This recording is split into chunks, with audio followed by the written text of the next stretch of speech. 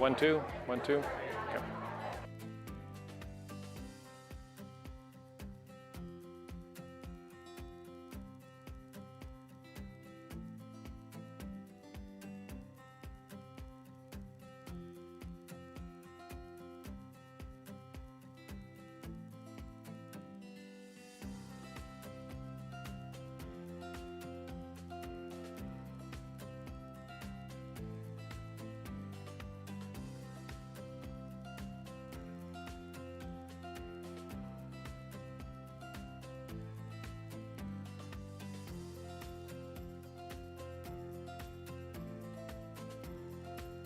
Ladies and gentlemen, please take your seats. The show is about to begin.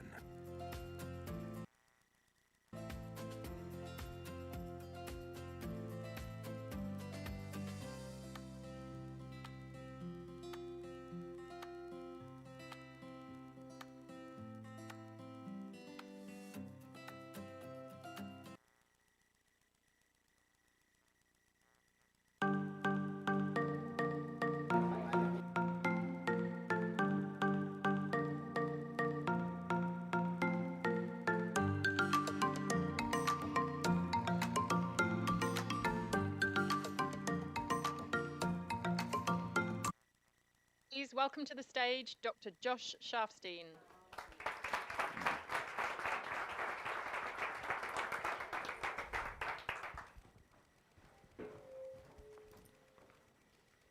Good morning, everybody. Good morning. Okay, one more time. Good morning, everybody. Good morning. All right, excellent. My name is Josh Sharfstein. I am so pleased to be opening this incredible day. I am the Vice Dean for Public Health Practice and Community Engagement at the Johns Hopkins Bloomberg School of Public Health, where I also direct the Bloomberg American Health Initiative. And set off microphones. Can you all still hear me now? No. Okay, we'll go back to this one. It is such a pleasure to welcome you to the All In for Attendance convening here at 555 Pennsylvania Avenue, the Bloomberg Center at Johns Hopkins. We have brought together educators, health professionals, policymakers, researchers, and community leaders in this room, everyone sharing a common belief. Every child deserves the opportunity to thrive, and that attending school regularly is one of the most powerful predictors of long-term health, well-being, and success. We're all here today because we recognize that chronic absence is not just an education issue. It's not just a problem about a kid, a family, or even a school. It's a signal, like a vital sign, that something in a child's world isn't working as it should, and that we need to listen to that, respond to it, and act together. Throughout today's events, you'll hear from youth, from community leaders, and from cross-sector partners who are reimagining how we measure, message, and mobilize around school attendance. You'll be introduced to a new framework, a public health framework developed in collaboration by Johns Hopkins, Kaiser, Permanente, and Attendance Works that is anchored in evidence, grounded in equity, and informed by so many different perspectives in this room. Our aim is not just to describe the problem of chronic absence, but to build momentum for practical, collective solutions. Because the scale of this challenge is too large for just the school system, the education system. It's too large for schools and health. It's something that is within our reach only if we work together. So this is our agenda. It is also, I think, a little bit of a vision test for people, maybe. You can see that we've got a session. We're going to have a little bit of an overview of the public health framework and how we got here. Then we're going to talk about partnerships to reduce chronic absence. We're going to hear about school attendance in the UK for a little bit of an international perspective. We'll have a break. Then we're going to have a youth conversation on health, support, and attendance. And I'm going to tell you right now that's going to be the most exciting and interesting part of today. We're going to then go into breakout sessions and come back with a call for collective action at 4. So this is going to be a memorable meeting. You'll be telling people that you were here when you are working on this issue still a few years from now. There is a document that outlines the framework I mentioned. The QR code on your table will take you there, as well as to the agenda. For those in the room, coffee, tea, and water are available throughout the day. For those watching online, you're on your own. Thank you for being here. Thank you for what you do every day for children and families, and thank you all for being all in on attendance. And a special thank you to Catherine Falconer, the lead organizer of this event.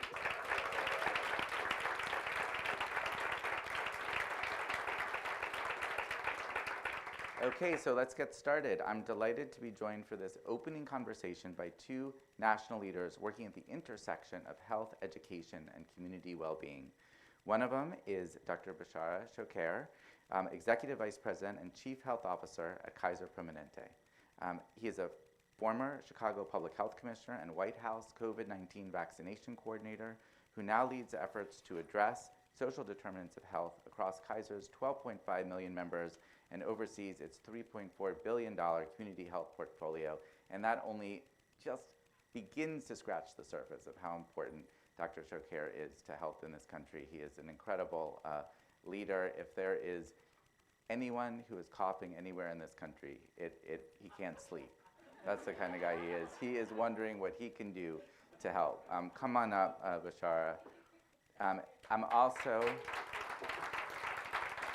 joined by Dr. Christopher Morphew, the Dean of the Johns Hopkins School of Education. Since 2017, Dean Morphew has expanded the school's research, impact, and academic offerings with recent work focused on creating safe, inclusive learning environments.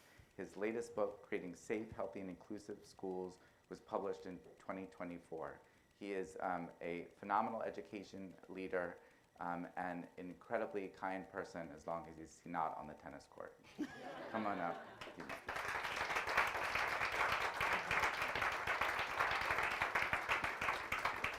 Thank you. I'm going to get out there. Yeah. All right. All right, so Chris, I'm going to start with you. Two phones here. I know. Yeah. So like we're ready to go. They both could ring at any moment. We have to be ready. Actually, I think I put them on silent. Yes, they are. Okay. All right. Let's start with you, Chris. How Sure. big a deal is absenteeism in the world of education, and how are we doing? It's a really big deal. Before I respond to that, though, I do want to say thanks to Kaiser, to Attendance Works, Hetty Chang, to School of Public Health for organizing this and putting this all together. There was a seed of an idea a long time ago, and you guys have run with this, so thank you for including us and bringing this group together. This is exactly the kind of people we need to bring together on this. It's an incredibly important issue. It's an issue that, from a School of Education perspective, we're just really starting to wrap our heads around, and we're understanding how broad the problem is.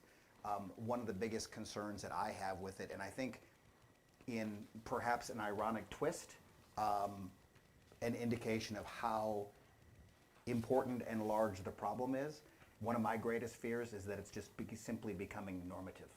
It's becoming accepted, right? And people will say how big of a problem it is, and when it's becoming accepted that a quarter to a third of your students aren't there, that to me is a sign of the enormity of the problem, right?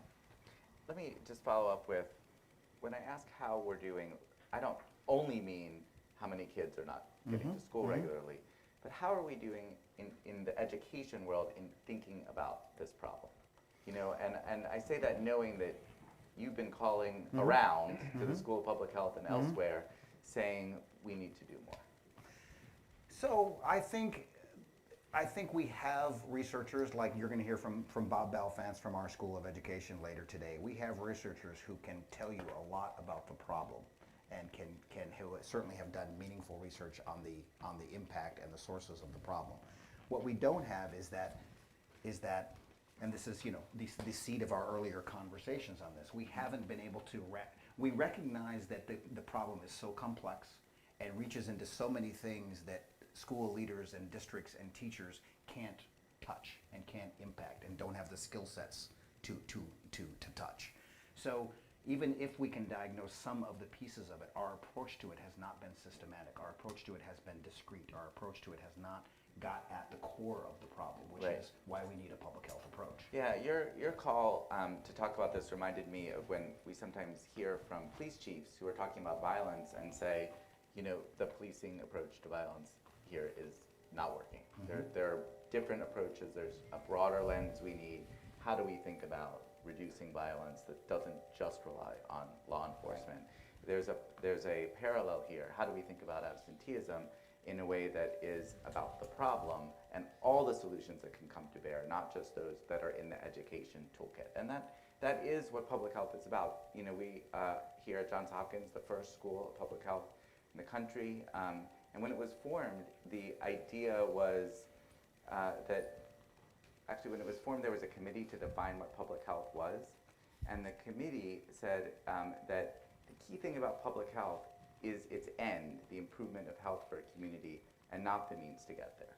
And so we are not, you know, in a particular methodology. We can think about all kinds of different approaches, and we're very focused, starting with data. And so you have here on the screens the public health framework that we have all worked on together that we're kind of presenting today. And the first one is to use school attendance data as a vital sign of student and system well-being to drive action. And that has a deep root in public health, that we are fundamentally caring about a metric that reflects the health of an entire community, and we're open to all the ideas that can come together. And so I want to turn to you, Bashara. Kaiser has been a leader in this kind of thinking about problems. I'm sure you're working on violence somewhere. You're working on hunger. You're working on homelessness. And in your career as a Chicago Health Commissioner, you've done a lot of this too. This is a problem that we can start to make progress on in a different way if we think about it differently, and that starts with a solid way of using data. Talk about school attendance. Yeah, thank you, Josh. It's so great to be here, and it's great to be with you, Chris. I've been on lots of panels. I think this is my first time with a Dean of School of Education, so I'm really excited. That says a lot about our approach to the problem, right? Yeah, I really like that. And look, Josh, I think for us and for the group here, it's no-brainer that health doesn't necessarily just happen in the four walls of the medical office building or in our hospitals. Health happens in the community where people live and play and work and learn. And so the intersection between health and education is such an important part of our mission as an organization. You know, almost 1 in 5 of our 12.6 million members spend their day in schools. They're either students, they're teachers, they're staff in schools. So it becomes really important for us as we think about the health and well-being of our 12.6 million members to think about how they're interfacing with our education system. And look, we're a data-driven organization, and we look at data very carefully. We look at data regularly. We build our interventions, our methodology, our protocols on data, on science, on evidence. So it becomes really important as we think about chronic absences to be able to track that, to be able to look at it at an individual level, but also to look at it at a district, school level, district level, community level. And when you start thinking about that, that's when you start creating action. Because at the end of the day, it's all about action. And you know, look, I'm a family physician for all of my clinical career. We've always looked at vital signs of my own patients. You know, you check their blood pressure, you check their temperature, you check their heart rate, their respiratory rate, their weight, their height. And you do that on an individual level to see as an early sign, is there something that those signs are telling us that we need to focus that conversation with that patient on? And you look at it also at a population level, and then you start taking action at an individual level and at a population level. Attendance is such a great measure because it matters for the individual child, but it also matters for the system. And then by using data, you can help individuals, families, and schools, all the way up to school districts, if you can figure that out. I know I'm seeing Sarah Johnson, who wrote the paper on absenteeism as a vital sign, and I know we've got the team that led by Danielle Dooley here in Washington that has implemented actually getting absenteeism to pediatricians in the medical record so that they can actually help patients. I'm a pediatrician, and that was always my dream. You know, you could get all this information from a medical chart, but not the most important thing for a child, which is whether they're really thriving in school. So to really close that gap is just enormous, and I know we'll be talking about that more today. So on to principle 2. Our job from Catherine is to just open the door to the principles today here. So I'm going to follow through. So the principle 2 is to develop strategic partnerships to align goals and drive progress on reducing chronic absenteeism. So I'm going to ask each of you, when you hear strategic partnerships to improve attendance, what comes to mind? Maybe Chris, I'll start with you. So I think one of the things that school leaders, this is sort of universally true, of course, is we don't know what we don't know, right? And I think one of the challenges with how we prepare and how we equip school leaders to take on chronic absenteeism is they're looking through the keyhole of the school, right? And they don't necessarily have access to data on other parts of the student's life. They don't necessarily have the opportunity to partner with experts who are working outside the schools. So we end up with approaches that are, consistent with that keyhole approach. I'm sure many of people in this room read the Washington Post article yesterday about truancy and absenteeism in DC schools. And I'm sure we could have long discussions about that article. I was struck by a quote in there from, I think, probably a very well-intentioned teacher. When you ask, and the quote is, quote, "When you ask the child why they miss school, the child will shrug their shoulders," said the teacher. It will continue to happen, the absence, because there's no consequences. And this idea that we can be reactive, this idea that we can sort of arrest our way or consequence our way to get students to come to school is the opposite of a preventive approach. But it's because we're grasping at straws in the schools. And we don't know about other approaches because we don't have the right partners and the right data. And we don't know what we don't know about reaching this, moving to a more preventative, holistic approach. Sure. Yeah, I mean, look, at any time you have a public health problem at this magnitude, there is no one entity, there's no one discipline, there's no one organization that can solve for this. You really would need an all hands on deck type of an approach.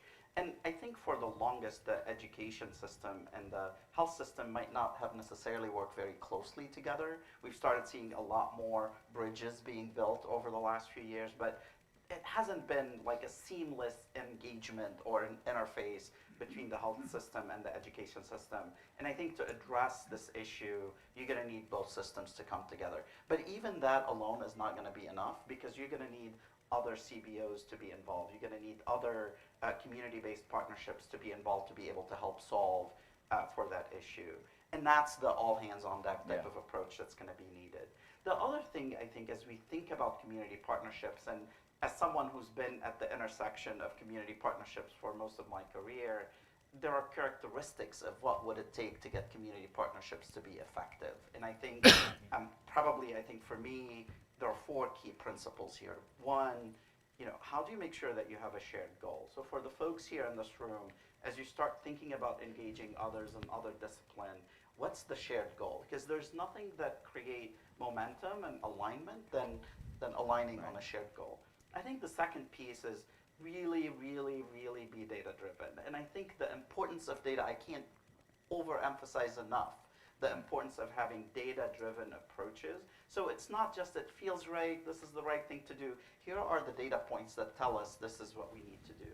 I think a third piece, and I think it's also articulated in the paper, is how do you create champions? Because at the end of the day, this type of work is not for the faint of heart, and you're going to need people to lean in and commit and be able to support, and we can do better. So you need those champions to be there. And I think the fourth principle, and I encourage this, I encourage my team to think about it this way, I encourage myself every time I'm at a new table, is to come to these tables with a sense of humility and a lot of curiosity. Because in whatever new tables you're in, you always have a lot to learn. And having that sense of curiosity and asking the questions are really important. And just have the sense of humility, because a lot of people on this table, around this table, know a lot more about this topic than you do. Right.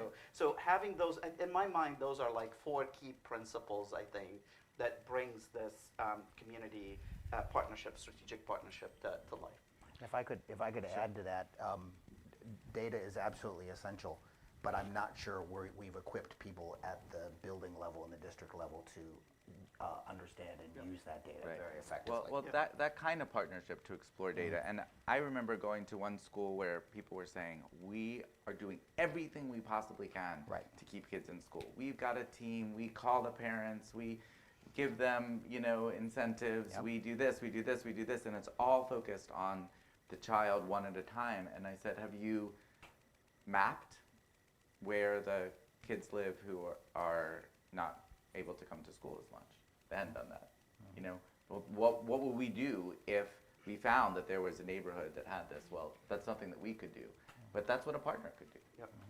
And that's how you start to build out the partnership and be able to, data, shows up, something's going on here, what's going on? Well, the community association might know, this nonprofit might know, let's talk to the, elected leaders, what they might know, and then suddenly you're building a coalition around the problem. Another, kind of thing is, have you thought about whether there's a subset of kids who have a particular health condition that may be getting undertreated, and is there a way to partner with the medical community to get that? Is it, related to anxiety or depression or asthma or something else? And, what can be done more effectively from a health lens to be able to help that problem? And we tend to ask the questions where the answers lead to tools that we have, but I think part of the curiosity you're talking about is let's ask questions that maybe the answers lead to something we can't in our own world affect, but a partnership can.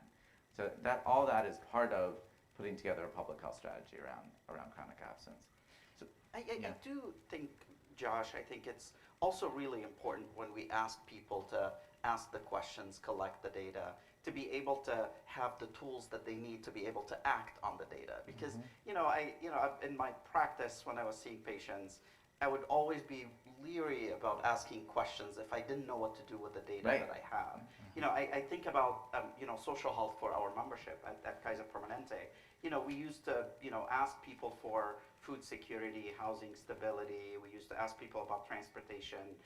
And then when we started providing our doctors and nurses and medical assistants with the tools that they need, so when somebody say, yeah, I don't have enough food to have at my dinner table, and by the way, here are all the tools. Here's the organization you can call. Here's the community health worker who's going to help you sign up for food. It liberates people to be able to ask the question. So I think asking the question is important, collecting the data is important. At the same time, finding the solutions, the interventions, so that we can support people with actions to do when they're asking the question is really important. That is really the key goal of partnerships. And I'm just going to tell you from my pediatric training, the way that very eloquent point was boiled down was that I had a resident who said to me, be very careful asking for a lab test that you don't know what to do the result of. It's sort of like picking your nose in public. You have to know what you're going to do if you find something. That's a much more eloquent way of putting it, Josh. So, I just figure we can't have a pediatric-related conference without a story from pediatrics. It was not Dr. Khan, just in case anybody's wondering. He's not the one who gave me that. Okay. I love it. Okay. All right, so let's go on to principle 3. I have to make sure everybody's still listening to us here. We're, at this point in the okay, school attendance. So we've been talking about a little bit of this, but it's this shift from blaming and punitive to we're all in this together around prevention. That is a really pivotal theme for Public Health Framework and for the work we're going to do today. And maybe I'll ask, as we're sort of wrapping up, what that prevention framework means to you. What is the most important words of inspiration for the day that you can give to this group? Maybe start with you, Chris. Yeah, so I had my annual exam, and I'm thinking last week, and I'm thinking about if attendance is a vital sign, what my practitioner's approach to me would have been, and it wasn't punitive or reactive. Let's just say we tried to come up with a strengths-based. She tried to find some data in my physical exam that was a strength-based approach, right? So I think prevention first means it means reducing exposure to hazards that we already know. Right, we do know some things about some hazards that when it comes to attendance. things like transportation, health misconceptions, childcare. But it also means getting better data on hazards we don't understand, altering behaviors, increasing parents of understanding why attendance is so important for learning, health, and development. I also think it means asking some new questions and asking some questions where I appreciate the nose-picking story, but at the same time, I think sometimes we could ask questions and that may give us startling answers. Like, I subscribe to the notion that if schools were interesting places for curious kids to go to, they would want to attend. And why is it that so many kids don't want to go to school, right? What's happening in our schools, right? My daughter just graduated from high school, and she would go through the litany of classes each day and what would be happening in these classes, and make a pretty convincing argument that no learning was going to happen that day, right? So why is it that an intellectually curious kid who would want to read a book doesn't want to go to school? I think is not just in a single demographic or 2 or 3 demographics. It is the population writ large, right? As I was saying before, it can't be accepting this as normative, right? It can't be accepting that 25 to 30% of kids aren't going to be there. Rather than, right now we focus on the chronically absent students, rather than a focus on why are these patterns there? Why are they changing? Why are students absent in the first place, right? So I think asking some of those questions are a bit of the what are we going to do when we find it out? But I do think we have to ask the question about that and explore some of the some fundamental questions about the length of our school year and what are we doing with our school year, right?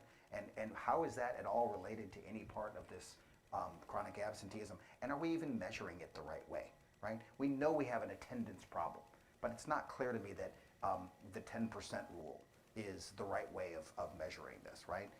And what that means for who's being left out of that and who's being left in. Great.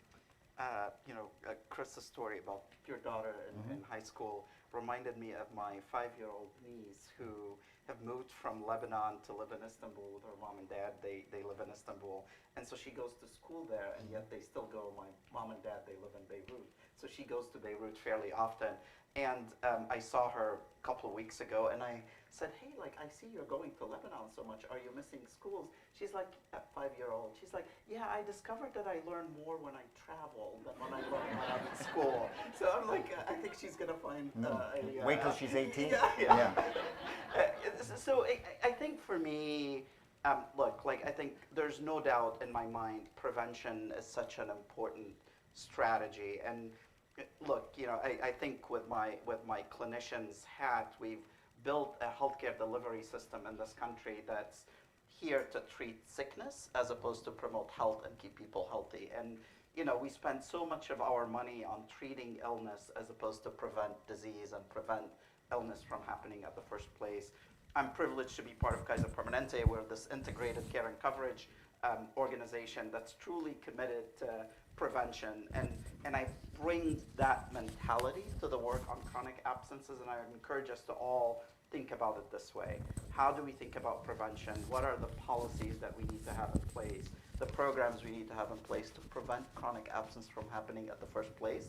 Still, we need to address chronic absence that's happening today, but thinking more proactively, thinking with a prevention lens would be incredibly important, and I would encourage us all to roll up our sleeve, do all the blocking and tackling that we need to do to support prevention. That's great. I think in part we're saying metaphorically only it's okay to pick your nose in public here. We should be asking difficult questions. We should be thinking about the partnerships that we need to solve them, even if we don't immediately know the answers, at least in this space here, so that we can build the systems that can actually help. I'll just say, as a public health commissioner, my kids had a different approach to school. I would say to my kid, are you ready for school? They'd say, I'm feeling a little better, Dad, but I'm worried I'll get the other kids sick. That's how a public... You got to know your audience. Yeah, you got to know your audience. I am very excited. First of all, please join me in thanking these phenomenal leaders for this discussion. And we're going to turn to our second session where we'll dig deeper into how partnerships can move from ideas to impact. I am so pleased to introduce our next chair, Dr. Heidi Schumacher. She's a general pediatrician and assistant professor at the University of Vermont's Larner College of Medicine, where she works at the intersection of clinical care, public health, and statewide quality improvement. But we know her from back when she was in Washington, D.C., working at the front lines of how health and education systems can align to support attendance and student well-being. She is the person who was the vital link in the education system with a pediatric background that really got people in DC to think about school attendance fundamentally differently.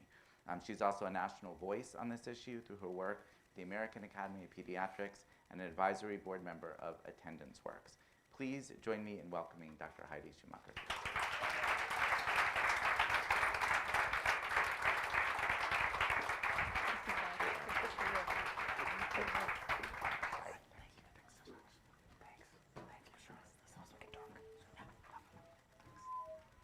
Good morning, everybody. Can you hear me? Yes, okay. What a great opening panel. Thanks so much to all. Our next session is going to build on that opening fireside chat, focusing really on the current reality on the ground and how leaders are coming together to respond. And I can think of no better group of folks for a conversation on action in this space than our incredible panel, who will be joining me in just a minute, who are leading work in local communities and also driving conversations at the national level. And all along the way, very importantly, I think mentoring a next generation of professionals in both health and educational spaces to think really differently about cross-sector collaboration and the principles in this work. So for just a few words of framing before we get our panel, as a pediatrician who, like many of my pediatric colleagues here, have spent much of our lives working in and with schools, I know many of us operate with an understanding that healthy bodies and minds are the foundation of school engagement and academic success. And of course, we also know that success in school is one of the leading predictors of long-term health. As we've already been discussing, many of the factors that promote success or challenges in both health and educational attainment are shared. And no one sector can tackle these complex intergenerational challenges alone. I'm guessing many of the folks in this room have seen many well-intended teams that might be supporting the same exact families with the same root causes in parallel, often within the context of, importantly, this came up here, sector-specific infrastructures and sector-specific goals. And so I think collectively in this room, many of us have wondered, and this is really the spirit of today, what if instead we had one single shared measure that could tell us generally whether our patients, our students, our families, our communities were okay, whether their basic health needs were met, whether they had a roof over their head, whether they felt safe in their skin and in their communities, and whether they were set up to thrive both today and in the future. Because of course, the spirit of today is that school attendance can be that measure, that vital sign, that shared indicator that we might all look to as a measure of success. So I know I am preaching to the choir in this room when I see shared enthusiasm about this idea that school attendance and reducing chronic absence can be intersectional anchors for our work, a shared North Star, and really an opportunity for alignment that puts the family at the center. So in our next panel, which I'll welcome up to the stage, and folks can come on up right now actually, our expert speakers will really walk us through what they see as examples of both roots of the problem underlying chronic absence, but also how we can really leverage strategic partnerships to prevent and respond to absenteeism and its root causes. Thank you all for joining me. So I'm going to introduce each panelist in turn. To my right is Dr. Rob Kahn, professor of pediatrics at the University of Cincinnati and Vice President for Health Equity Strategy at Cincinnati Children's Hospital, where he leads the Michael Fisher Child Health Equity Center and advances cross-sector efforts to improve child health and educational equity through strong family and community partnerships. Welcome, Dr. Kahn. Next to him is Deputy Mayor Paul Kine from right here in Washington, D.C., where he oversees the city's public health and workforce systems. He brings over 2 decades of experience spanning government, consulting, and frontline roles as a teacher and youth worker across the United States, South Africa, and Ireland, now serving as Deputy Mayor for Education for the city. Welcome, Paul. Next to Paul is Hedy Chang, founder and executive director of Attendance Works, the nation's leading initiative on attendance policy and practice, and a nationally recognized leader in advancing 2-generation strategies to promote educational equity and child well-being. Welcome, Hetty. And last but not least is Dr. Ben Warbser, a general pediatrician and the medical director of the Maternal and Child Health Bureau at the Vermont Department of, the Maryland. Trying to recruit me. We'd welcome you to Vermont. Where he leads efforts to integrate public health and clinical care to improve outcomes for children and families across the state of Maryland. Welcome, Ben.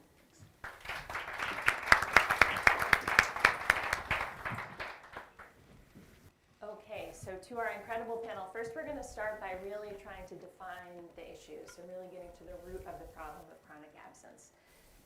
And really talking about why kids are missing school and how this might have changed since the pandemic. So Hetty, I'm going to start with you, the expert on our national scene. Can you talk us through how is the national data showing up right now? What are we seeing? Yeah, so first of all, just in case, when we talk, I'm going to talk about chronic absence, which is missing 10% or more of school for any reason, including excused, unexcused, checking on the mic here, unexcused suspensions. And what we saw, and with much help from Bob Balfans and his team, who've helped us look at the national data, we found that chronic absence pretty much doubled from pre-pandemic around 16% to about 30%. It is starting to come down, at least we know that from the 23-24 data. We don't know from 25, but it's been slow. So still probably somewhere around 25% of kids who are chronically absent. And what I want to say is that there are also some new dimensions of this challenge. Whereas chronic absence, so if you think about 20% or more of school having chronic absence, prior to the pandemic, it was about 28% of all schools had that high level of chronic absence. Post-pandemic, it's 2/3 of all kids. So, Chris, you mentioned, this makes it feel like it's everywhere around us. You have kids who are seeing this incredibly high level. They're seeing the churn coming in and out. It is now not just the kids who are chronically absent who are experiencing the impact, it's the kids who are also there. So we know that when you have more churn in the classroom, it's harder for teachers to teach. It's harder to set classroom norms. Kids will see kids chronically, if they work in a school with high levels of chronic absence in the first semester, they're more likely to become chronically absent in the second semester because it's harder to keep them engaged. Now, what that suggests is we really need to have a all-hands-on-deck approach to reducing this, because otherwise you're not going to be able to tackle that challenge at scale. And the key is, as was started to be mentioned earlier, is really identifying and understanding what are the things that are causing kids. Is it barriers? Unreliable transportation, housing, and those are certainly bigger in our low-income communities. But then we have issues of aversion, disengagement, misconceptions, and there are ways in which these things cut across each other. So anxiety is at an all-time high, right? And families and kids are anxious for lots of reasons. This is a pretty challenging environment in which we're in. And when kids are anxious, what happens? They have headaches, they have stomach aches. Now we are post-pandemic where two things have happened during the pandemic. One is sort of this assumption, I can just make up for school online without recognizing all the benefits you gain that are not just about learning, but some of it is the concrete learning. It's also social, emotional well-being and learning how to be around people who are different from each other and negotiate. This whole set of relationships. But then you also have, you should stay home for any reason. I've talked to nurses who are like, we were really great during the pandemic. We knew exactly what to say. But we never came back with a campaign saying, you know what? Showing up to school regularly is really important for your well-being. Being in routine, actually staying home due to anxiety is going to make things worse, not better. So how do we think collectively? Because these issues intersect with each other. Thank you so much, Hetty. Can you talk a little bit about kind of the erosion in those positive conditions for learning that we've seen? I know you and Bob have done Yeah, so what you've really seen is that I think before the pandemic there were some populations. By the way, chronic absence is not a new issue. It existed before the pandemic. It's just it became more widespread because it's doubled everywhere. So when you think about why kids show up to school, it's because they feel school is physically, emotionally healthy and safe. Because they feel a sense of belonging, connection, support. Because they do feel academic engagement and challenge. And because they're surrounded by staff and other students who are experiencing well-being themselves so they can invest in the relationships that make all of this possible. This widespread level of chronic absence reflects that we have had an erosion in so many places. And the question is, how will we work together across the traditional divisions, both within schools but also across agencies, that it's that collaboration that enables us to put those positive conditions for learning in place. And if we don't, if we treat it as individual case management, what happens is those systems become quickly overwhelmed, and then they're like, well, that doesn't work, we'll just resort to punitive action, which has also not been proven to actually change what happens with attendance. The only thing that's been proven to work is when we understand and address the underlying issues, both at an individual, school, and community level, and not just address individual levels, but look for patterns and systemic approaches. Thank you, Hetty. Paul, I know you've been looking a lot at positive conditions for learning here in the district, and curious just how is chronic absence showing up both citywide, and are there pockets or communities within this great city that we're seeing different experiences there? Yeah, thanks so much, Heidi. And Heidi, it's so wonderful to hear you talk. I know we've learned so much from you. Washington, D.C.'s story, I think, is very comparable to what we've seen around the country. We were at 30% chronic absenteeism before the pandemic, and that jumped to 48% during the pandemic. And then we have been very successful at bringing it back down, but still not to the levels that we had before the pandemic. And very, very importantly, it came down to 39% last school year. This school year, we are actually seeing that curve flattening. So we're not seeing the kind of steep decline that we saw in the first couple of years. Importantly, and maybe a little bit at odds with some of the other population level comments that we've made, we actually see really remarkable differences in subpopulations that we're very focused on. We see it geographically here, quote unquote, east of the river. In our more low-income communities, it's much higher. If you receive TANF or SNAP, your kids' chronic absenteeism is likely to be double, or that population is double what you see if you don't receive benefits. And so we have seen these important subpopulation differences that we're very, very focused on. And of course, we ask the question, why is this happening?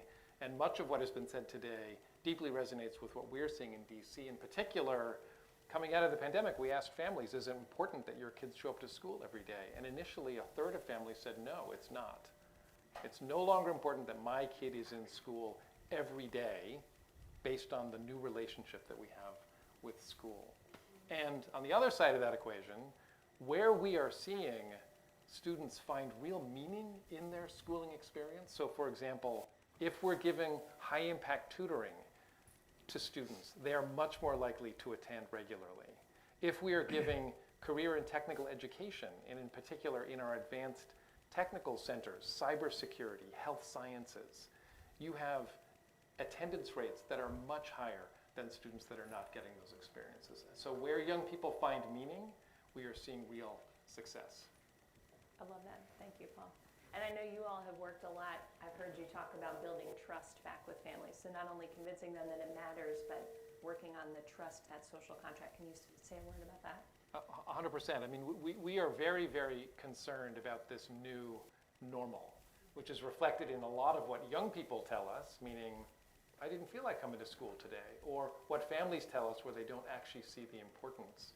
And because we have a system which actually excuses so many absences academically, at DCPS, for example, you can miss 40 days before you must fail the class.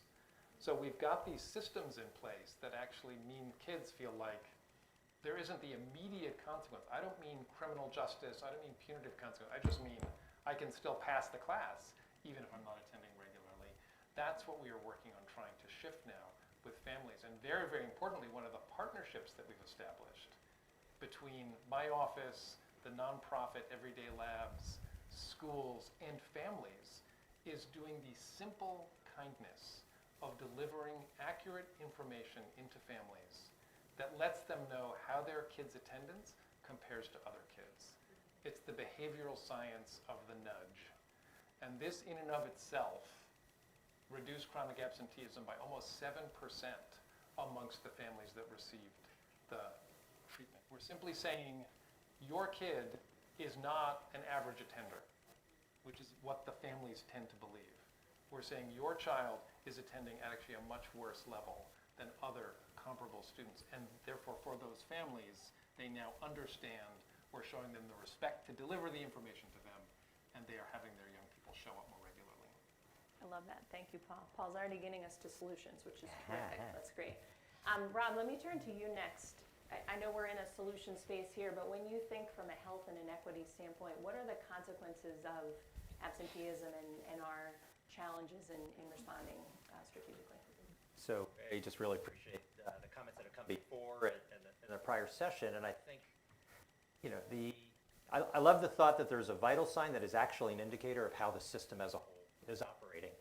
And I think increasingly in healthcare, we're trying to come to grips with the fact that if kids aren't doing well in school, that's the beginning of lowering their own life expectancy. I think you're getting a new mic now. All right. In and out there. This idea that absenteeism in its current state is a reflection of how the system is operating, and a growing realization, partly out of COVID, that healthcare and education are operating in the same system, right? If we can step back and really take a systems thinking kind of lens, what is chronic absenteeism really telling us about our trust and trustworthiness with families, and what is the value proposition either of healthcare or of education? And so, you know, as challenging as COVID was, it helped us better understand what a wicked problem is, and when we have a sense of urgency to it, what we can accomplish, what we can push through in terms of our relationships, our privacy barriers, our data barriers, to act on behalf of kids. And I agree, health equity was in bad shape before COVID. COVID set us further back, and now we're sort of in this subacute normalization phase, but if we can build on some of the strengths that we learned during those difficult days, I'm actually a little bit optimistic about where we could head. Thanks so much, Rob. Can you speak a little bit about how you all in Cincinnati, I know we're starting to get to solutions later, but more about like how you all have sort of recognized this as a challenge you might be able to position yourself. I feel very lucky to be at an institution whose vision statement is to be the leader in improving child health. And sequential CEOs have said it doesn't say healthcare in our vision statement, right, in broad audiences. So what does that mean? And as we went through a process about 4 or 5 years ago in establishing our strategic plan in 2033, we're going to be 150 years old. What do we want to say about an anchor institution like our hospital and what we've done for the health of kids, not just the health care of kids? We actually had the superintendent of public schools. We sat down with her and said, what would you put on our strategic plan? What should we commit to together? And literally, Laura Mitchell's words, superintendent at the time, include things like kindergarten readiness, third grade reading, and graduation rates on our board-endorsed strategic plan. The follow-through then is, how do we help each other build our capabilities to take it on in the way our first speakers talked about, like setting it as an unassailable goal that we can both rally around together. Building a theory together of what needs to be true, not just within a school or within a healthcare to solve problems, bringing forward actionable data, and so on. And so I think we're moving forward on that. Obviously, so many stumbles along the way, and we can get into it as we get into the solutions, but this idea that the root causes are the same for the health inequities and the education inequities, and we have to get much closer to the people who have deep insight into the problems. Thank you, Rob. I love that. And then Ben, last but not least, I'm going to turn to you. You're representing a state government role here, and really curious how you're seeing at a state level in Maryland how child health access and other child health indicators are playing into this. Thank you. So we really kind of think about this in two different ways. First is our sort of public health corollary to, or healthcare corollary to chronic absenteeism, and that's looking at things like attendance at well child checks. And over the last 5 years, we have seen this gradual decrease in the proportion of school-age children who have had a well child check in the last year. And I think that just speaks to the fact that all of what we've been talking about this morning with chronic absenteeism isn't happening in a vacuum that is just around the school, right? It's societal, structural pressures and barriers that are inhibiting the sort of bedrock of well-being that really underpinned child health for so much of the many few decades prior to COVID-19. The other way that we look at it is we think about the public health problems that we are trying to solve on a population level, and thinking about the ones that really have this sort of sticky intersection with school, often because they sort of reinforce each other, and because schools are one of the tools we love to jump to try to solve them. So thinking about things like mental and behavioral health. We have seen persistently high rates. About 30% of school-age children in Maryland report significant mental and behavioral health symptoms related to depression and anxiety. As was mentioned earlier, that's the kind of thing that gets better when you're in school regularly and around the supports and the learning. But simultaneously, when your anxiety or depression gets worse, it gets so much harder to go to school and get that type of beneficial interaction. The other thing we look at are things even like asthma, which you don't immediately think of schools as linked to asthma, though we all recognize that when a child's asthma is not in control, that leads to them not attending school, or maybe attending school but not actually benefiting from it as much because they're more focused on breathing, which is perfectly reasonable. And we have seen all of our emergency department visit rates and hospitalizations for asthma in Maryland bump right back up to pre-COVID levels. We were on a gradual downward trajectory before COVID-19. We're hoping that is going to sort of continue with us, but and the data will show that. But it becomes a difficult problem for us when schools are one of the main places we like to go to intervene on that. We have school nurses that do direct observed therapy. We have a bill that was just passed in our state legislature that's going to put a rescue inhaler in every single school in Maryland, so that we can try to help those kids return to class when they are having asthma symptoms.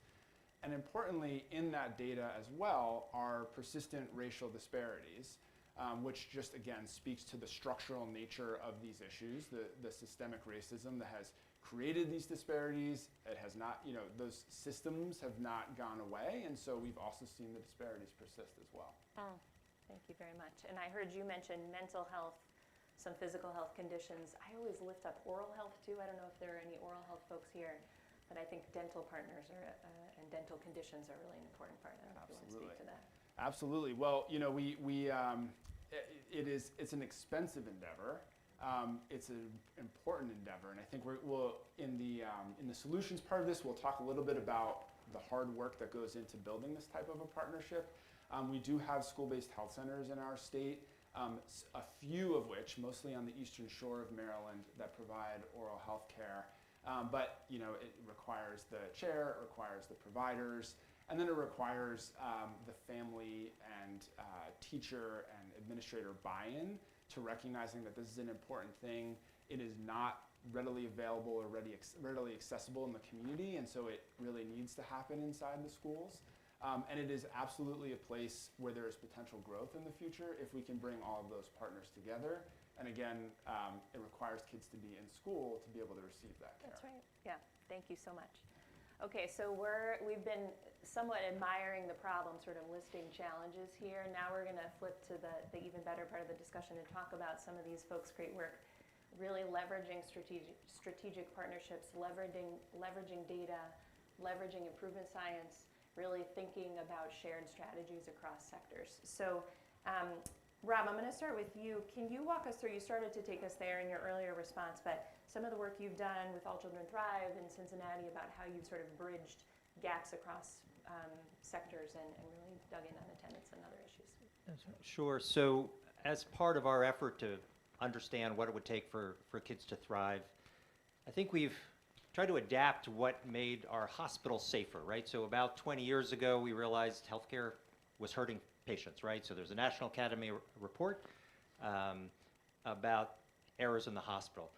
In that space, healthcare learned a lot from industry about how do you define a problem, how do you have actionable data, how do you have a theory of action that you're going to test against, and how do you distribute leadership so that people can test against that big goal. Not, I'm going to plan a program for a year, I'm going to implement it, and then I'm going to do an evaluation for 2 years and write a paper on it, but really real-time data to drive an active testing mindset. And I think it speaks to what the first panel was talking about, like what are the actual tools and capabilities needed to solve a wicked problem.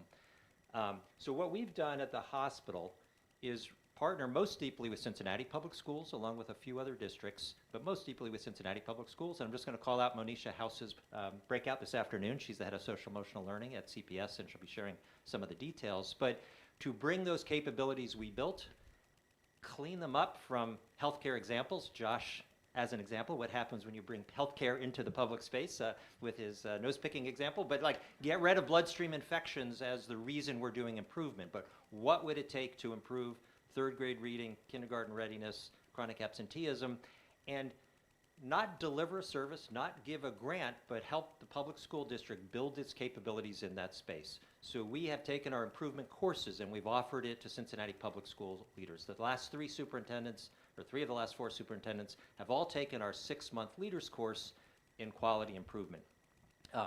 So we bring that forward. What is a definable SMART aim? How do you build a theory of action? We called it a set of key drivers. How do you make sure each thing you're going to try is against the theory, as opposed to, I've got an idea, can I get X thousands of dollars and I'll try it in my small shop without a clear link to theory or to scale.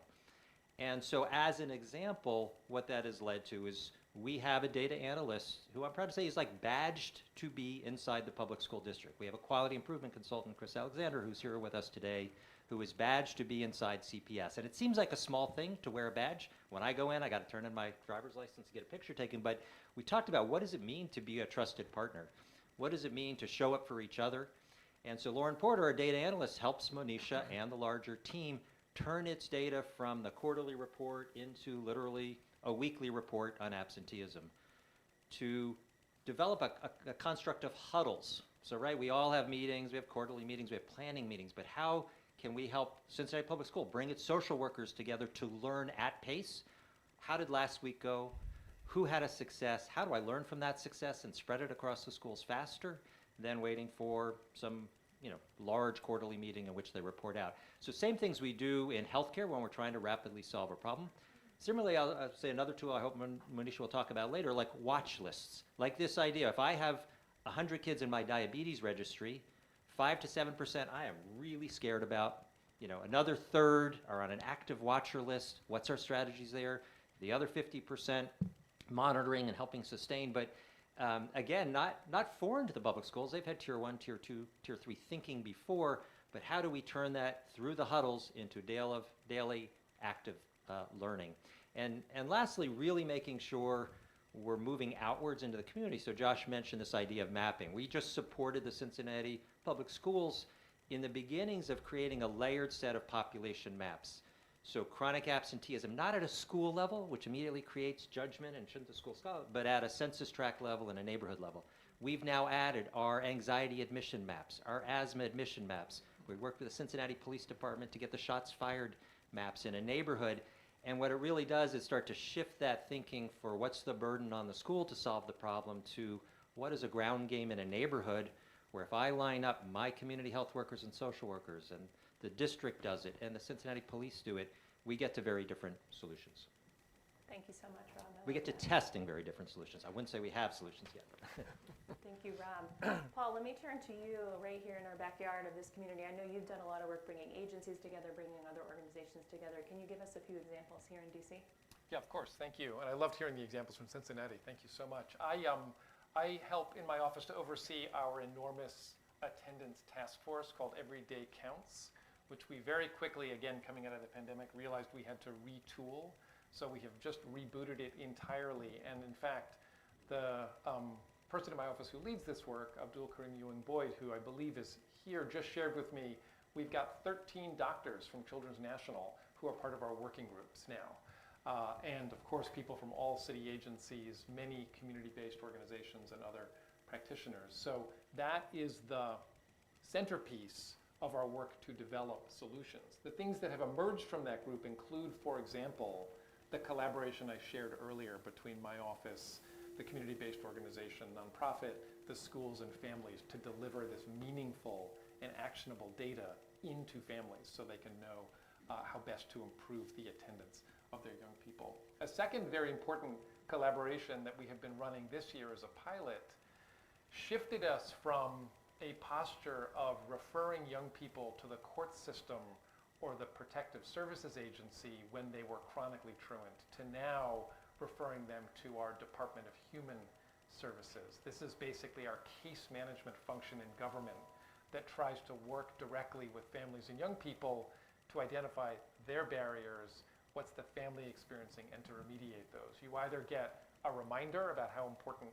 attendance is and you start attending again more regularly, or you have a single factor that's a problem for you. So for example, transportation is an issue or housing is an issue, and you are referred on to have that taken care of. Or you have a combination of challenges, which most of our chronically truant students do, and therefore you get extended case management services. We've run this in 5 high schools this year where you're now referred into this case management approach, and we have seen very promising results, increased attendance levels, better well-being measures according to the assessment that we're giving. So we will extend this. It is a very expensive intervention, as Hetty alluded to earlier. We spent $3.8 million this year for 5 high schools. And so one of the questions we're asking ourselves is, how do we take this deep collaboration and figure out how to more carefully target it against those young people who need it the most? But that's, I think, a very good example along with the others. I love that, Paul. Thank you so much. I mean, I'm hearing you talk, both of you, about kind of building buy-in across teams within your organizations and then thinking about buy-in with folks outside of the walls. And I'll just say, Paul, you and I worked together very closely in DC, and I think, it's been interesting for me being back in Vermont, because of course, very different concept, right, or context, pretty rural, right? Obviously, we're in a medium-sized city here in DC, but it struck me that actually a lot of the challenges, both for families in getting to school every day, but also successes and challenges in our response, are very similar. And yet we have really different contexts. And I'm joined here today by my colleague, Dr. Bernice Garnett, who's going to talk a little bit more this afternoon. But I think it's been fun in Vermont to really leverage the unique assets that we have here that might be different from what exists in an urban environment. So a deep sense of place, relational trust, right, where folks in a community from generations before us, right, they all know each other. And in many cases, the kids that go to a given school all seek their healthcare, or many of them seek their healthcare from that one doctor or healthcare practice in the town.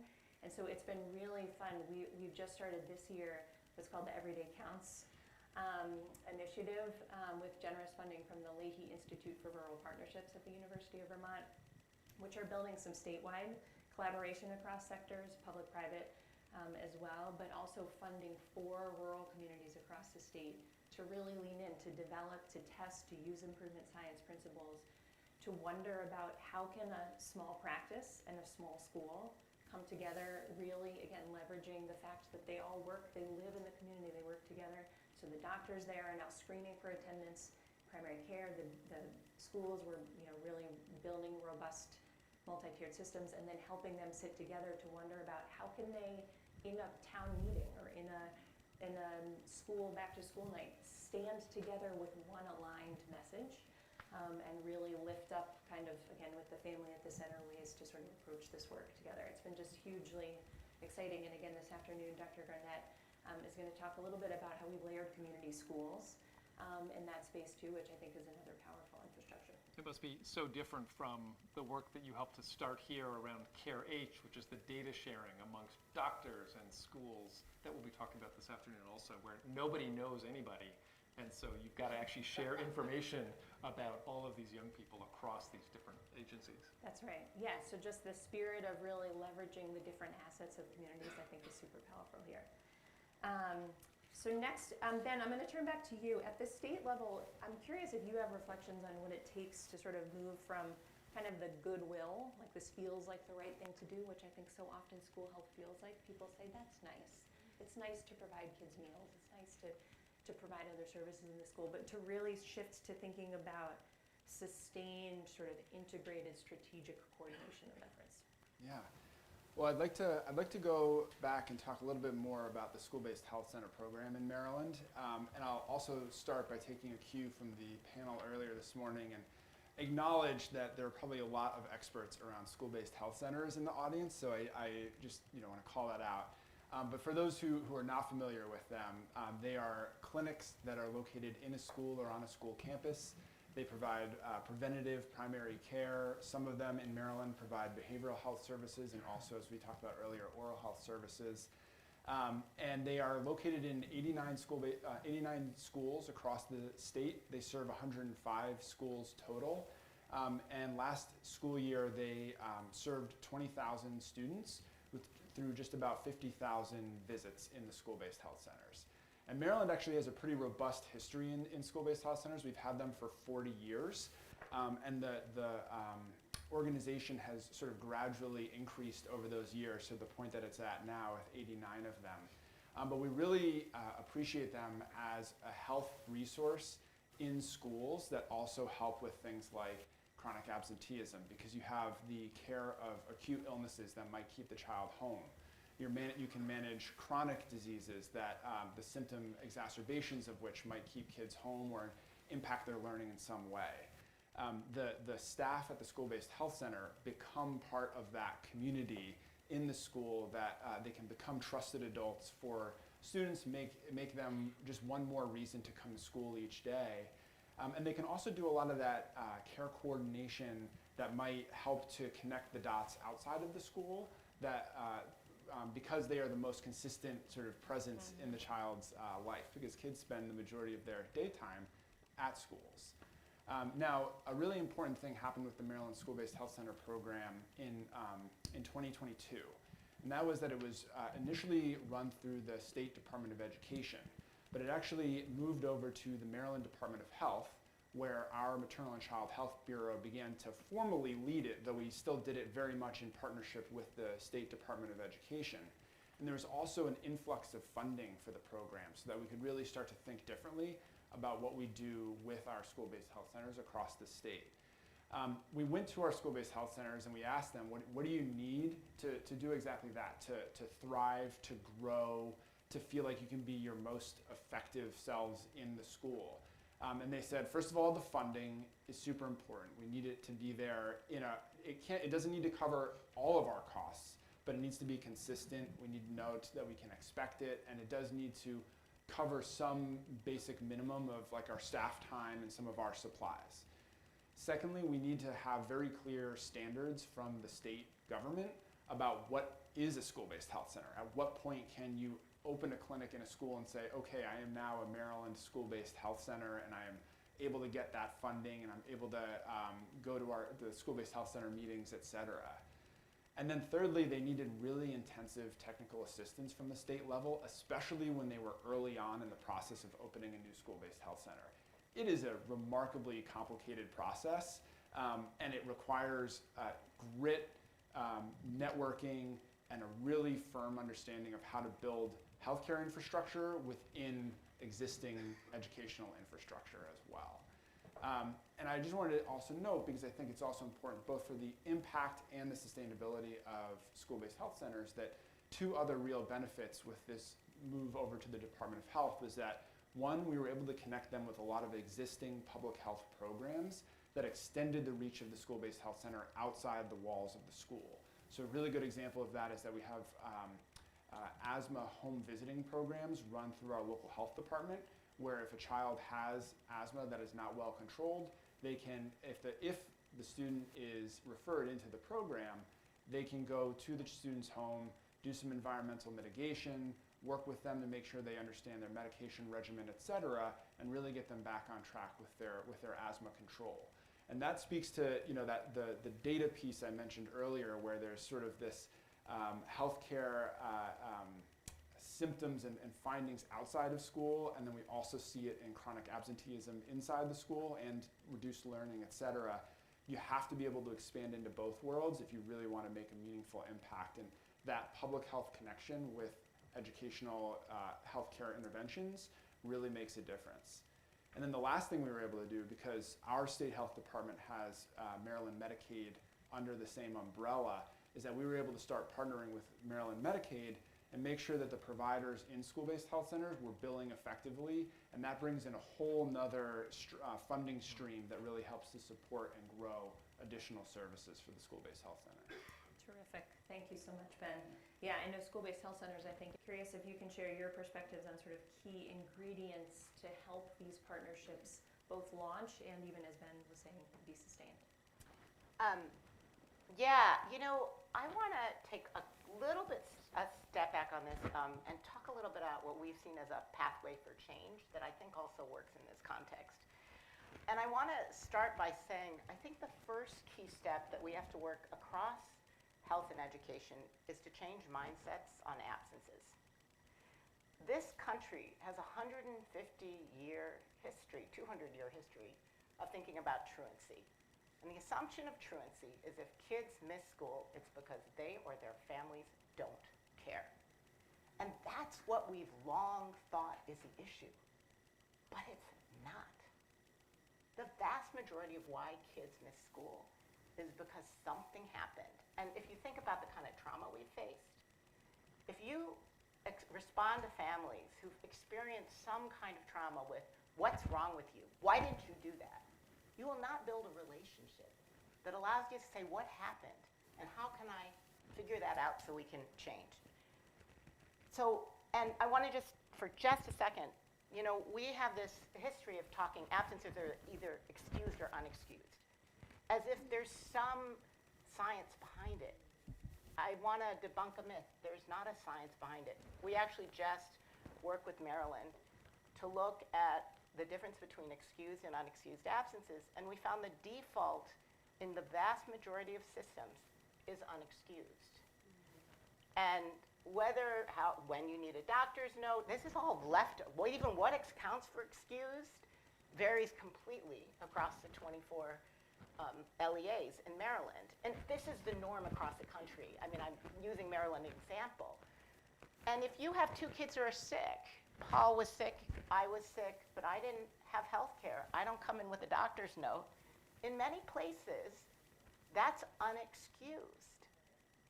And we hear from families, this is actually a bigger issue. I hear from families who think really the state legislator will tell me, my wife just got a notice, we are going ballistic. They just got told that we had, how can they threaten, no one's trying to understand me. And because we have this underlying system, we're not only not finding out the reasons, but we are alienating middle class and affluent families from the system because they think we don't care about their kids or understand who they're doing. We have to change that mindset. So when absences happen, we start with seeking to build relationships and understand. And then we need actionable data. But if we give people actionable data too quickly without changing the mindset, how we'll act on it is problematic. And I think one of the reasons why I'm so valuing this meeting today, and thank you, Johns Hopkins, thank you, Kaiser Permanente, is I do think the healthcare profession is not seen in a punitive way. People think of the healthcare profession as helpers. If I was absent and the school nurse calls my family, that's seen as a positive, not a gotcha. And that's why school nurses, school health professionals can play such a key role. But we have to then build the capacity of folks in schools to work together to leverage the school health, but also make sure that, so the school nurse finds out something, do they tell the teacher? Does the teacher understand so then I can warmly welcome Heidi back after she's had an asthmatic incident so that she feels cared for? And how do we not just do this on an individual level, but on a programmatic level? Maybe the problem is a whole bunch of our kids don't have basic access to health care or dental care or whatever it is. When we only do it through case management, our systems just become too overwhelmed. So I would say we have to start with mindset. We have to have actionable data. We have to build capacity to work in teams, to reach out to families, understand challenges not only individually but at a systems level.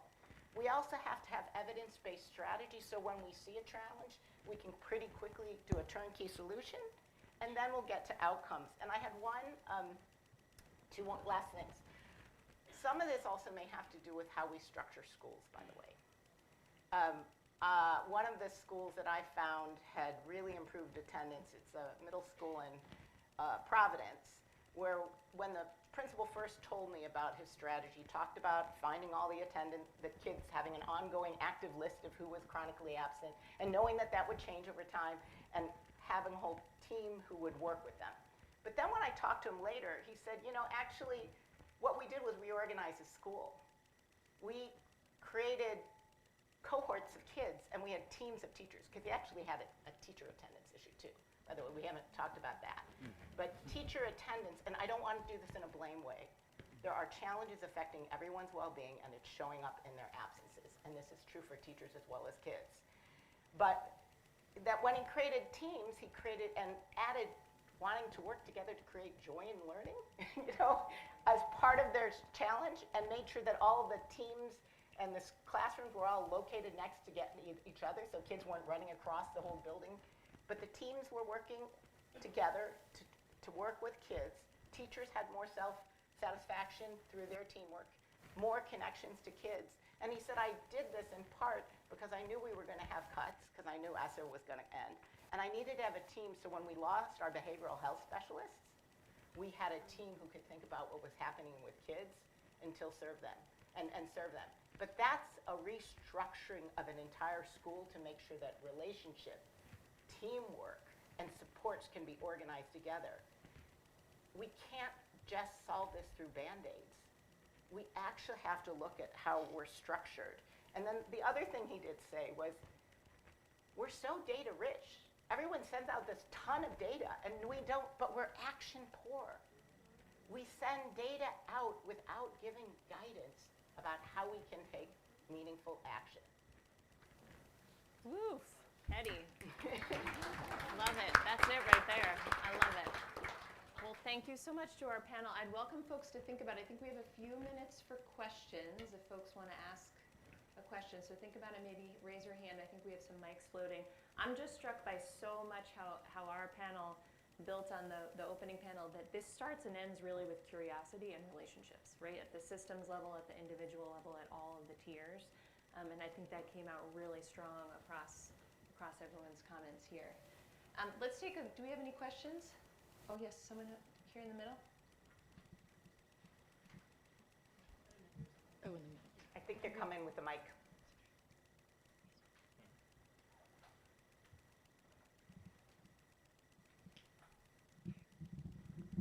Thank you. Thank you for being here. My name is Stephanie Smith. I'm a state delegate in the Maryland legislature. Recently passed the bill to create the task force to combat chronic absenteeism. One of the things I didn't hear here, and I don't know if it's something you have scholarship around, but school climate and school safety. It feels like the one kind of sector that's not present here. Sometimes the fear of going to school because of bullying, whether it's in person or online, obviously affects mental health. I get contacted, unfortunately, frequently about parents concerned about that.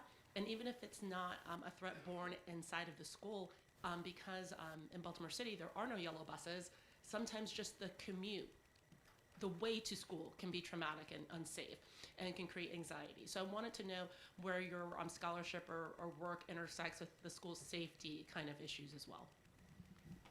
I know Paul Kine has something to say about this. I mean, first of all, it is wonderful that you've raised that, so thank you so much.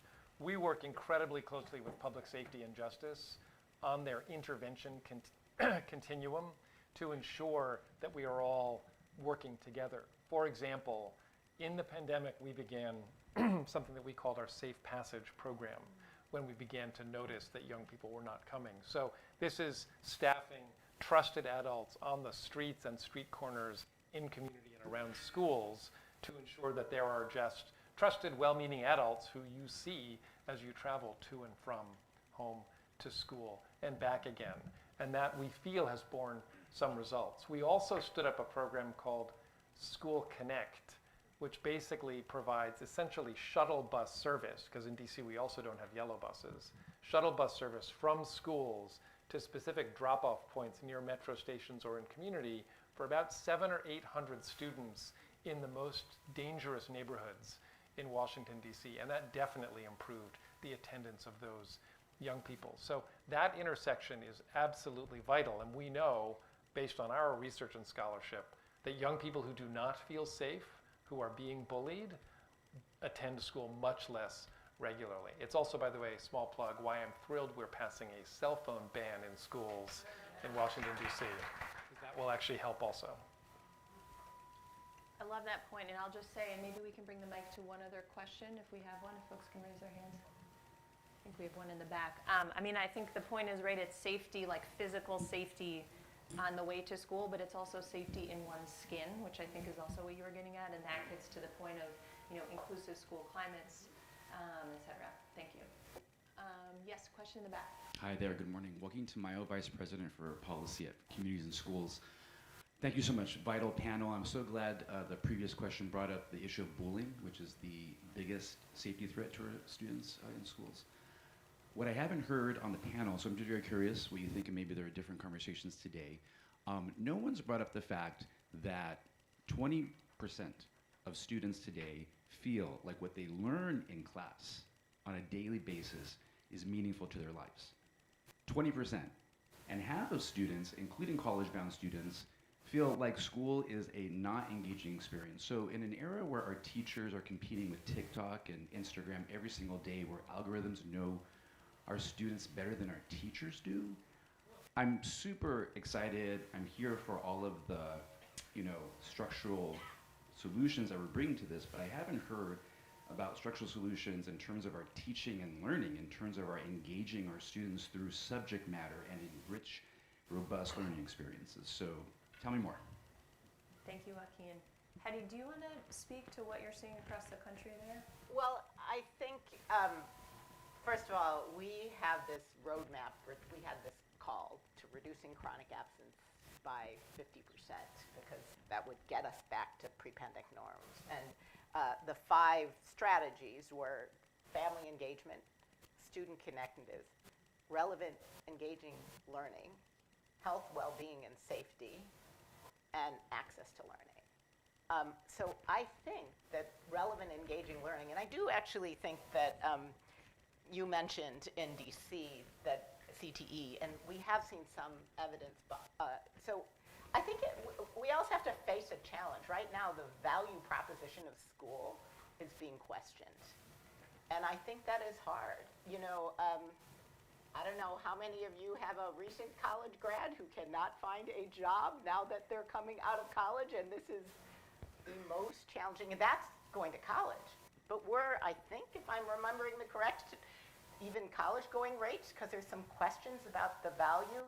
So I think there's a couple things. It creates an even more enormous responsibility on schools to make what you learn in school feel relevant, engaging. How do you place-based learning?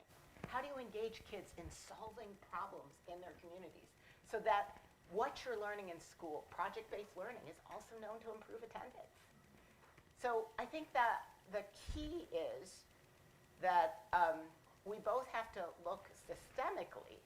How do we create more engaging, meaningful learning environments? How do we also create pathways to workforce that kids feel that they can engage in and follow, and this will support them? And then in some ways, this work on chronic absence in the actionable data means folks actually have to look at it at multiple levels. Every school needs to look at, is my environment learning? Am I having a bullying issue? Do I have external factors? And then at a district, you're going to have to put that together, because not all of those solutions happen at the school level.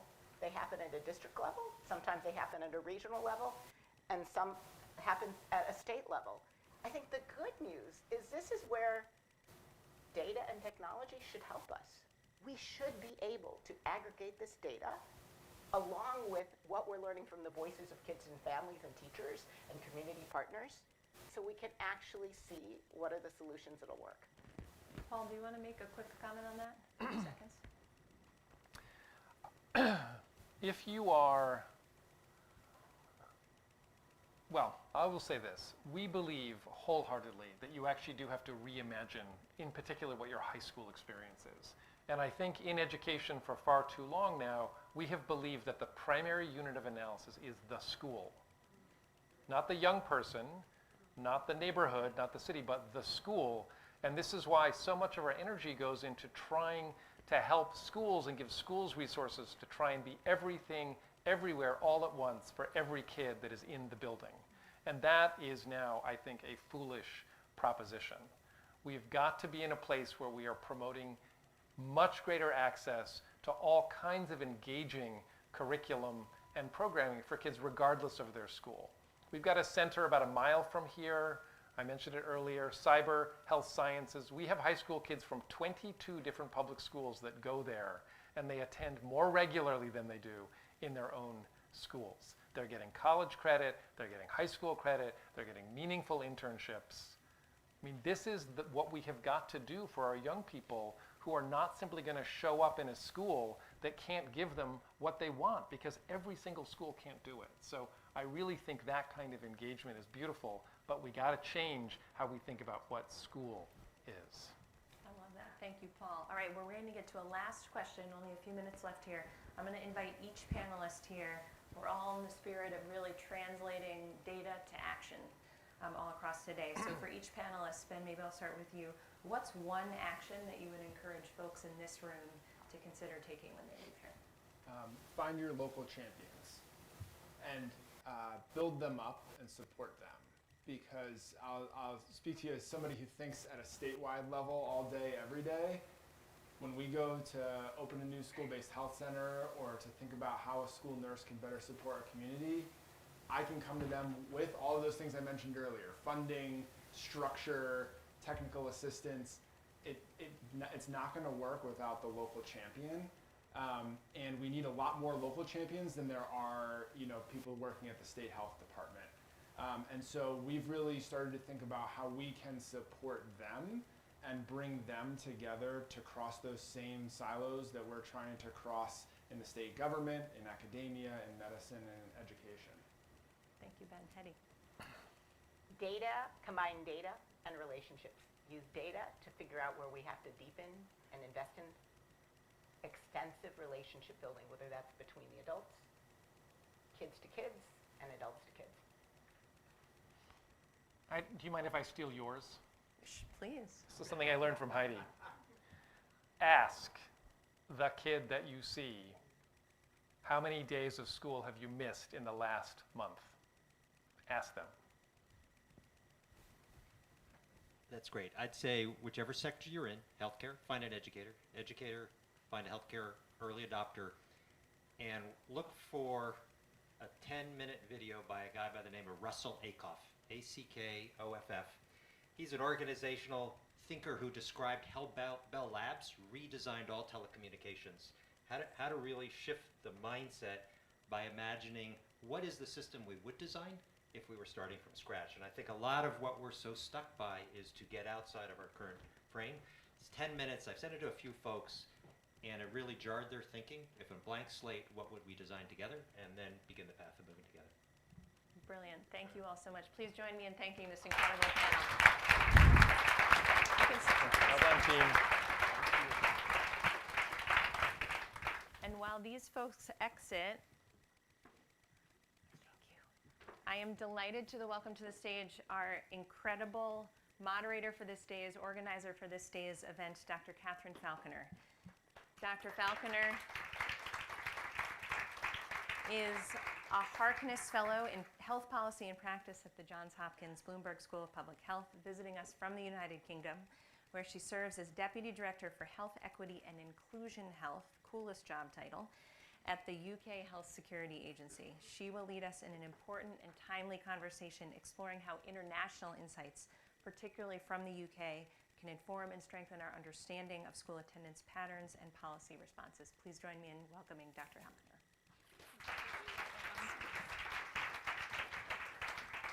Thank you so much, and thank you all for being here, whether you're here in person or whether you're joining us online. It's been such a fantastic morning already, but I think it's sometimes really important to hear from someone who's experiencing a very similar challenge, but in a very different context. So I'm absolutely thrilled that we have got a colleague of mine from the UK who's come over today to talk to us about what the experience is in England at the moment. So Dr. Dougal Hargreaves is a leading expert in child and adolescent health. He is the Houston Reader in Pediatrics and Population Health at Imperial College London, where his research focuses on improving health services for young people and addressing health inequalities. He's a member of the Department for Education Science Advisory Council, providing independent scientific advice to inform education policy. And previously, he served as Deputy Chief Scientific Advisor at the Department for Education, contributing to policy development during the COVID pandemic, which is where we first met, and I think we share some sort of experience and maybe trauma. His work bridges clinical practice, research, and policy to enhance outcomes for children and adolescents. So please join me in welcoming Dougal to the stage.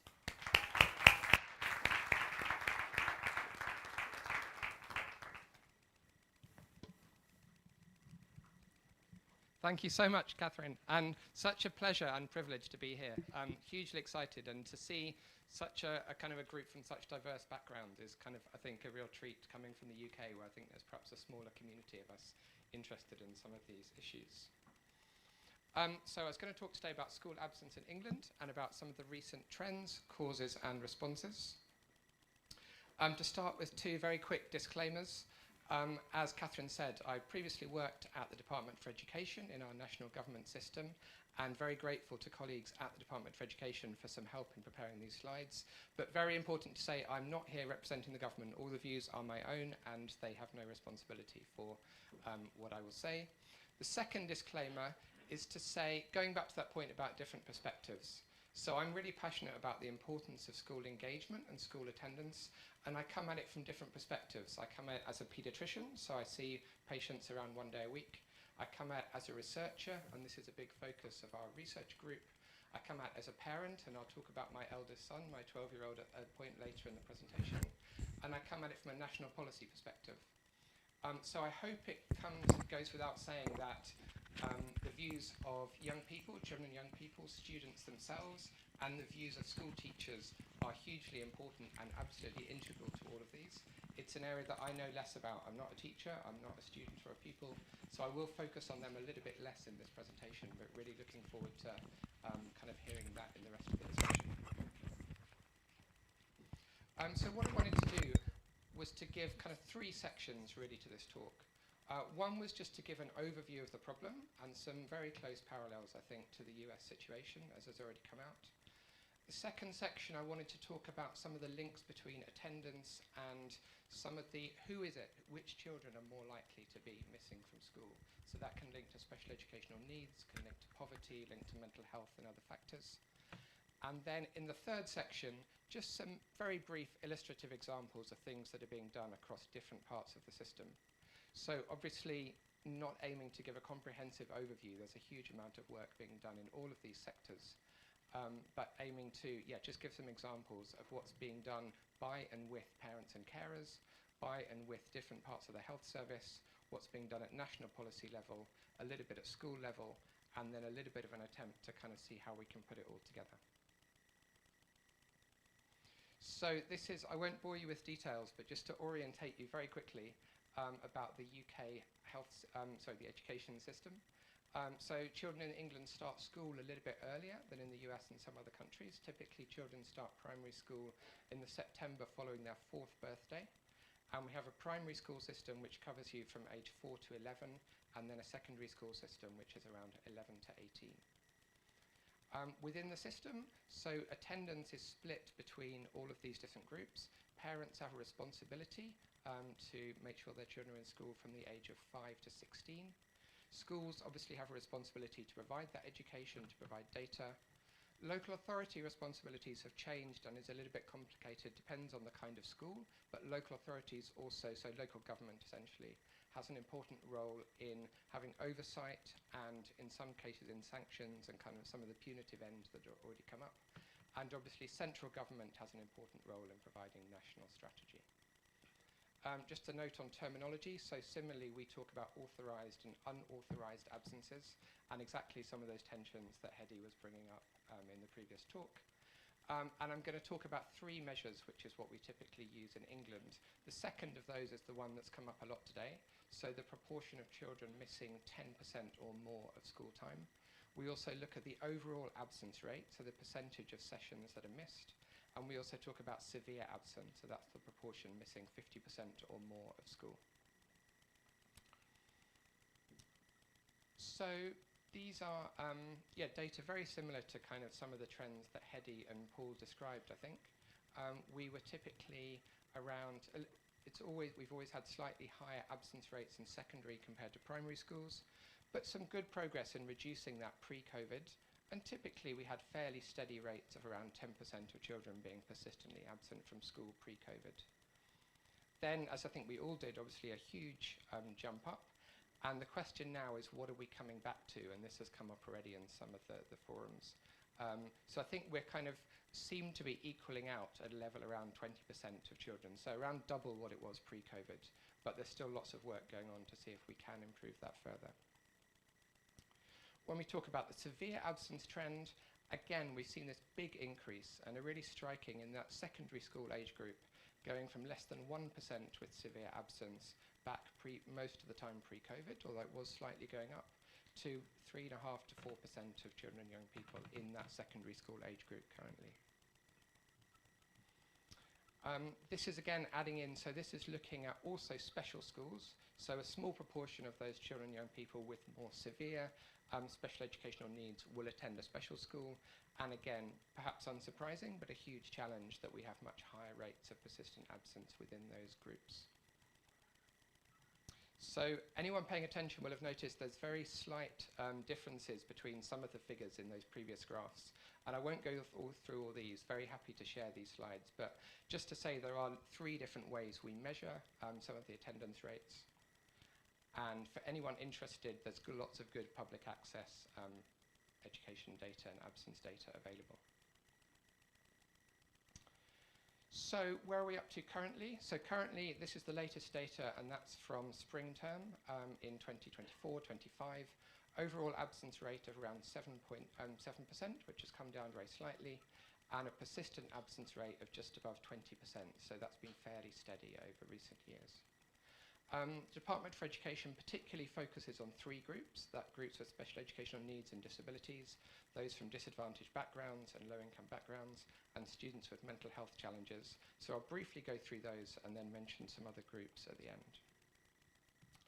So we currently have around over 500,000 children and young people have what's called an education, health and care plan. That's the group, so that's a little bit over 5% of that age group. That's the group with the most severe additional needs who have a formal agreement with the school around what's needed from health, what's needed from education, what's needed from the care system. And we know that among those who have an education, health and care plan, overall absence rate is around double. So 12.6% of sessions versus 6.3% for others. And persistent absence is 35% compared to around 16%. Then there's a larger group of children and young people who have some identified needs and get some additional support, but don't have that formal plan. And again, that's anywhere between 10 and 15%. So something around 20%, 1 in 5 children and young people having some kind of additional support. And again, that group with the SEND support, again, has higher rates both of overall absence and of persistent absence. And those have gone up significantly in the last 10 years or so. And I'm sure similar things. The most common reason for having an education, health and care plan is autism.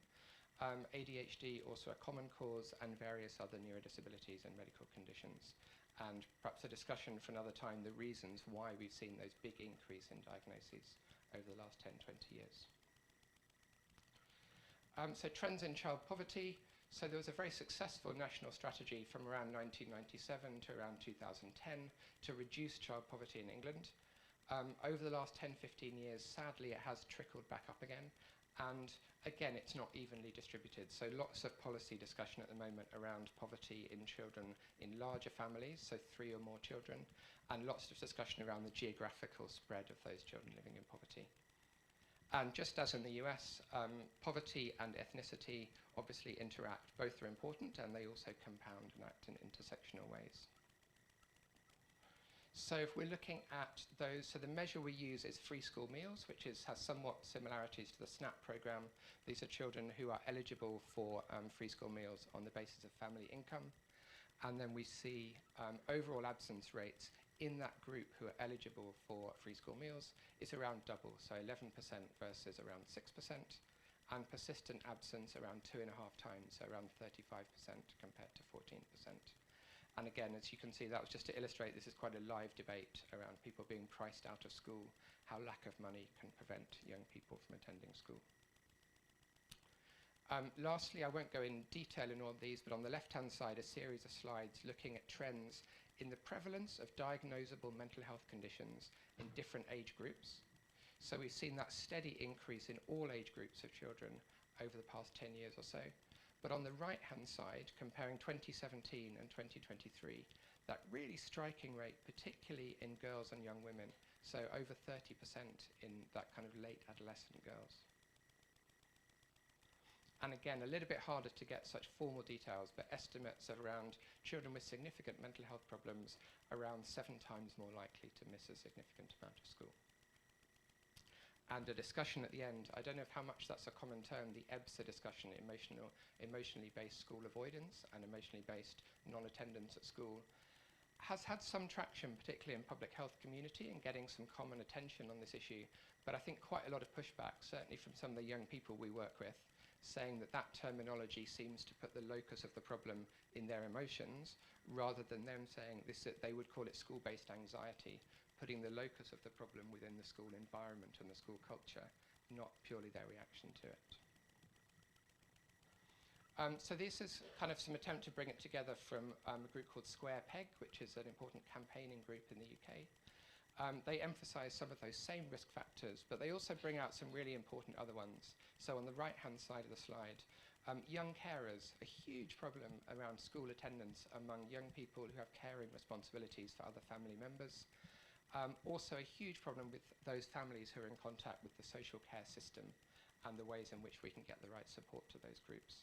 And I haven't got time to go in detail here, but again, kind of geographical inequalities and a lot more to say around other forms of inequalities affecting attendance too. I can't see the timer, Catherine, so I don't know how I'm doing for time, but I will. I just wanted to kind of give those 4 groups to talk about some of the stuff that's being done by and with parents and carers. Some of it has been, I think, supportive and aiming to inform and reassure parents. And this is something that Catherine herself is very modest, but played a big role in getting our Chief Medical Officer to write a letter to school leaders, and then was shared with parents and carers saying, we know during COVID we told you to keep your children off school when they were coughing. That's all changed now. And if they don't have a fever, if they don't have these, then this is perfectly safe and appropriate for them to go to school. The next one, so this is on my more of a personal note. This is more the punitive side. So this is a letter that I received a few weeks ago, an email that we got about my eldest son, Zachariah. So it said, despite my first letter in December, my second letter in February, Zachariah's attendance continues to be of concern. And you can see highlighted at the bottom, should this remain a concern, that a referral may be made by Harrow's Education Services. So essentially, they will take us to court and have a fine unless that attendance improves. So, I think Hedy brought it up. So I think I got a lot of emotions receiving that. I think one of the frustrations is we'd been trying to talk to his head of year for a long time. They were kind of approved medical absences, but it was very disruptive of that relationship. And I've since had good conversations with the deputy head, who said essentially, this is the wording that we have to use, we're told to use by local government and national government. We recognise that in Zachariah's case, it was approved medical things. We're not taking you to court, but this is just a standard letter that we send out. So I think a lot more we can do then on kind of how we can make that messaging more appropriate. And then, just very briefly, I think some of this stuff can make parents and carers seem like they're very passive recipients of some of the things that are being done. Just to acknowledge a huge amount of work by parents and carers themselves to find new initiatives. Some great work by a colleague of ours, Dr. Sarah Martin-Denham, who's based in University of Sunderland, who's done some brilliant co-production and co-development work around more inclusive models of education provision. And also to note, really striking increase in the rate of elective homeschooling. So some of that a really positive choice where people are saying this is what meets the needs of my child best. In many cases, in too many cases, it's parents and carers feeling there is no school which meets the need of my child, and this is something that I'm having to do out of not having better options. So I won't spend a lot of time on this. This is, again, a kind of personal message from my clinical work as a paediatrician. So just, again, brief orientation. In the UK, we don't have primary care paediatricians in the same way. The model is that most children will see a general practitioner or family practitioner, and where they need additional support and expertise, they would traditionally send them to us as hospital-based paediatricians. There's been lots of initiatives to try and bridge that gap. So at the moment, I do one clinic a month in a GP clinic, and we see patients together on their premises, and then at lunchtime, we have a multidisciplinary team meeting. So we have school nurses, we have psychiatry, we have social work, on a good day, all attending, and we can discuss the needs of those individual children. So these are based on real cases, but names and some of the details have been changed just to preserve anonymity. First patient I wanted to talk about was Leah, who's age 13, and she was referred to this joint clinic with a series of symptoms including chest pain, difficulty breathing, difficulty swallowing, and headaches. At that stage, she'd been off school for about a week and a half. And she'd had several consultations with different primary care clinicians saying, denies anxiety, denies stress, we don't know what's going on, with normal examination. So just the fact of having a slightly longer clinic, a little bit more opportunity, a little bit more expertise, within a half-hour appointment, essentially we were able to unpack a lot of what had been happening. She didn't describe it as stress or anxiety, but she was in a lot of turmoil about her life and her friends and what she was doing, and there had been a couple of specific incidents at school, both with her friends and the teachers, and that was the reason she'd been off.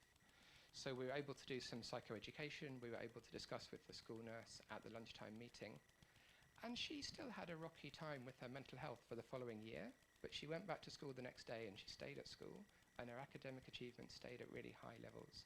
So I think it was Paul talking earlier, that was still a really protective thing for her, and she's actually done very well in the medium term. A girl who had some similarities, Michelle, 14, so she was referred by the primary care team, and I saw her in my clinic. Again, at the time of referral, she had fatigue, she had brain fog, she had headaches, so a kind of chronic fatigue syndrome type picture. And again, she'd missed about a week and a half of school at the time of the referral. So the problem for her is that she didn't get an appointment until 3 months later. When she did get an appointment, she didn't attend, and I phoned her mum and she said she hasn't left her bedroom for the last month. So we had a real challenge, we had a real battle to get her in. When she did come into the clinic, then she declined having any bloods done, she declined having any examination. She was stuck in that route that you talked about earlier, Heidi, where the mental health team said, the primary symptom is fatigue. We don't really want to get involved until you've checked, is she anemic, is her thyroid function, some very basic medical things. The school team did some great work for a month and did a lot of home visiting to try and support her, but after a month said we're not making progress, and they stopped. They made a referral to Children's Services, who again did some really good family support work for around a month, but again said we're not making progress. It was finally when she was seen by the mental health team, started on sertraline, about 8 months into this whole episode, so she hadn't been to any school during that time. When she was on the sertraline, she felt well enough to come into clinic to engage with physical health services. I last saw her in the autumn, and at that stage she'd been essentially out of school for 2 years, having had a huge amount of spending on her within all of those sectors, but not with that join-up, not with that kind of critical integration that we need. I'll wrap up very quickly because I think I'm over time. But just on the school policy, it's worth saying this is kind of very much kind of watch this space. We had a new government back in the summer, and there's still legislation going through Parliament. So we're waiting to see what the formal new policies will look like. But there was a very clear change of tone when Bridget Phillipson, our current Secretary of State, came in. So whereas the previous government had talked a lot about attendance, about strict behaviour policies, she came in and talked about school belonging. She talked about loving, being happy and healthy at school. And it was noticeable, there was revised attendance guidance came out in August, just after the election, and that was the first time there was additional work on building strong relationships, working jointly with families, listening and working together, which perhaps hadn't been emphasised as much earlier. I won't talk about this in any detail. So this is talking about going back to the question that came up in the last panel about school environment and feeling safe at school. So just to say, we've tried to develop ways of measuring that in any way, particularly ways it can be measured at scale.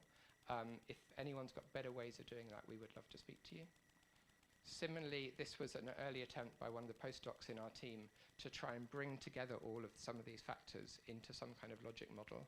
I think you've answered a lot of that with the public health framework, but yeah, again, really keen to talk to anyone who's got better models or better ways of looking at this. So thank you very much, and do please feel free to email or get in touch after the talk. Thank you.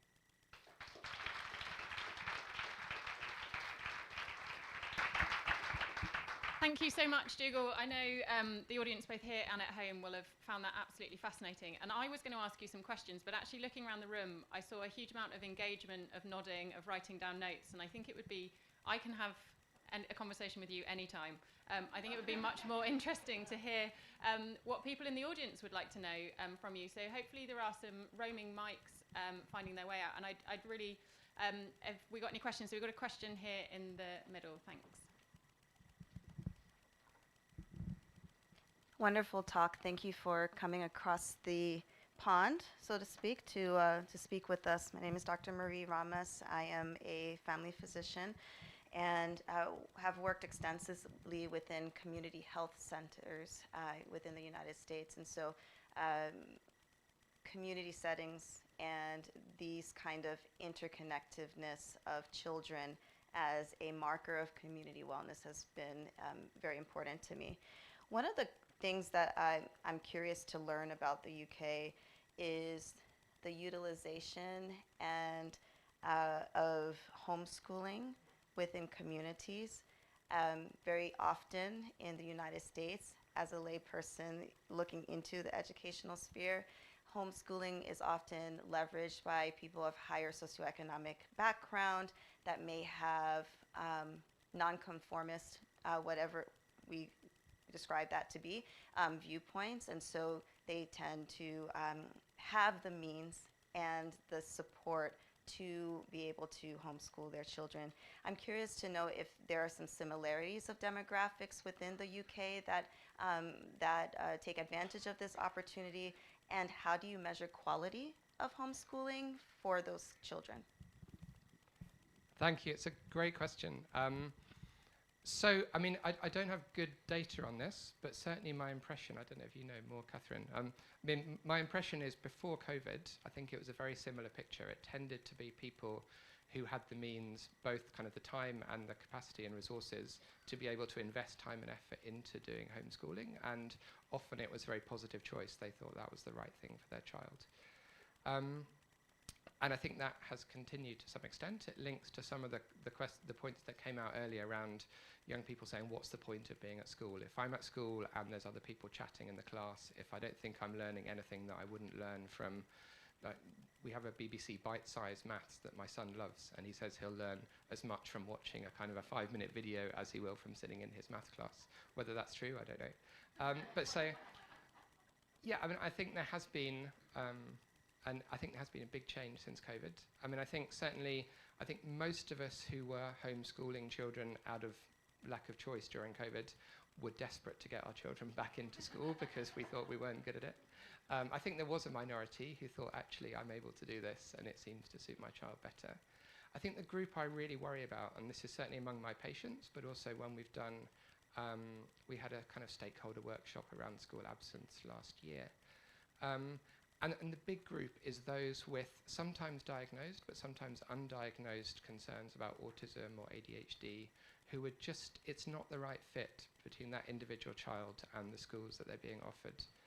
And then parents and carers feeling that they have no choice but to try and homeschool, but also in some cases not getting almost the respite value or the kind of the socialization or all the wider benefits of being in school.